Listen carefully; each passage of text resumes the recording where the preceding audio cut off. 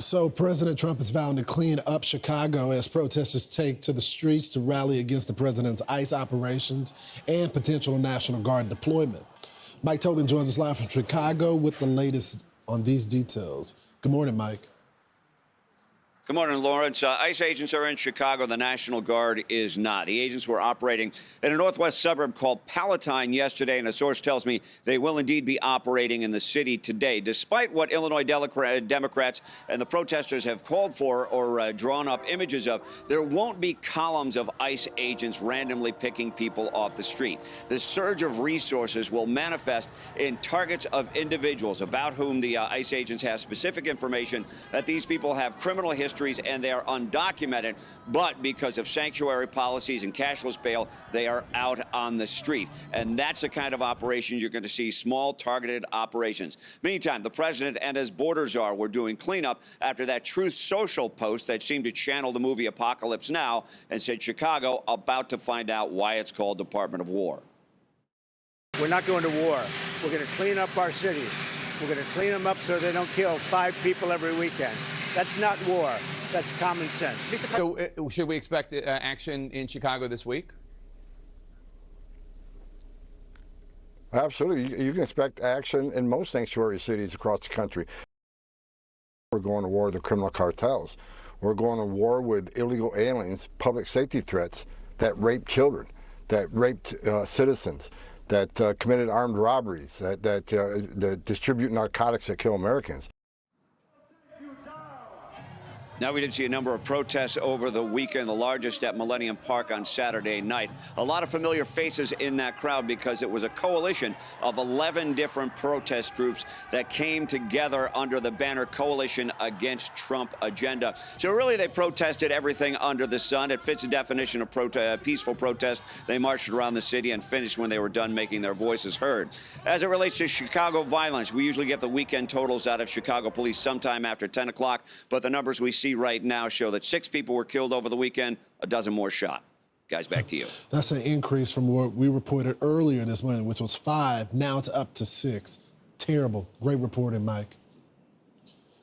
Got it. Let's bring in Democrat Chicago Alderman Raymond Lopez. Raymond, brother, we've known each other for a long time. I've gone back and forth to Chicago. Good morning.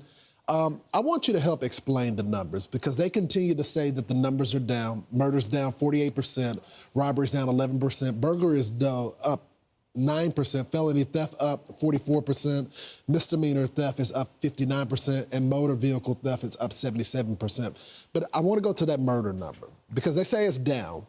But this weekend it was 6 people that were killed. Last weekend it was 11. That's not normal.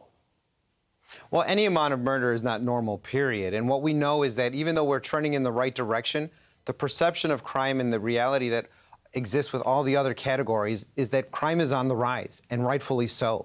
So when the president says that we're going to war, you know, many people are anxious and excited by the fact that, yes, you're going to war against the criminals, those who believe that they can act with impunity in the streets of the city of Chicago.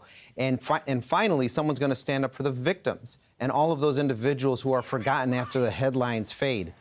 Every day we've seen where individuals are being victimized in the city of Chicago. In my own ward, just last weekend, I had an individual young man shot in the back of his head walking home down the alley. I had 2 children walking home from school who were stalked by a Venezuelan migrant, both shot, 1 killed. This is not anecdotal. This is reality for many parts of the city. And to hear our leaders like Governor Pritzker and Mayor Johnson say that everything's fine, don't worry, we're doing just great, would be like a cancer doctor telling you that we've cured you just enough this year, we need to save some for next year. No one would ever accept that as an analogy, and neither should we in Chicago. Raymond, I'm just curious, when you see these protests happening, saying they resist, I just don't see those people when I go to do interviews with the mothers and fathers and the victims that children have died in their front yard.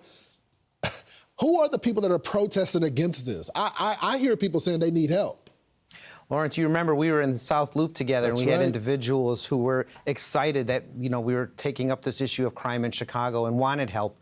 And sadly, these individuals, these protesters, oftentimes many of them are paid to be there to protest, are trying to play on the sympathies of the liberal democratic politics of the city and saying that we need to stand up for those less fortunate who didn't have all of the amenities of life that they may have had. They try to guilt them into standing up for criminals. And in large part, it's working because people often don't talk about the victims, as we've seen in what happened in Charlottesville, where you had a repeat offender, a dozen times released, just willingly kill someone on a train. You know, that could have been Chicago very easily.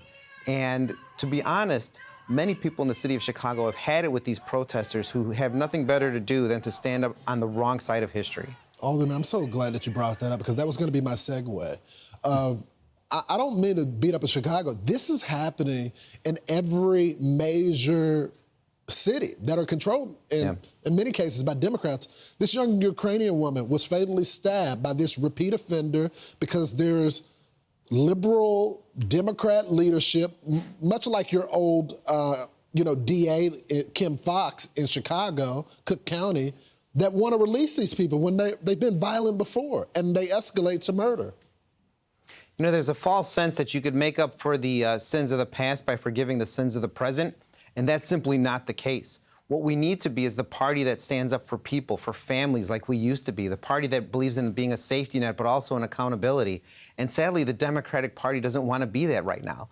They think that standing up for law and order is only a Republican issue, that if you hear the president say we need to make cities safe again, that somehow that is something that we need to stand up against.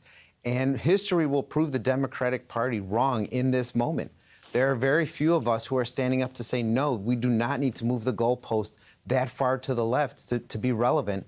And unfortunately, we have a small segment of our electorate who thinks that that is the right way to go. We see that in the candidacy of people like Zohran Mamdani and others who think that going left of left and now left of that is the course of the Democratic Party. But if we want to be of relevance, we need to get back to the center. It's so true. It's so few of them, but they're so loud and they get so much support. Hopefully that will change. Raymond, it's good to see you, brother.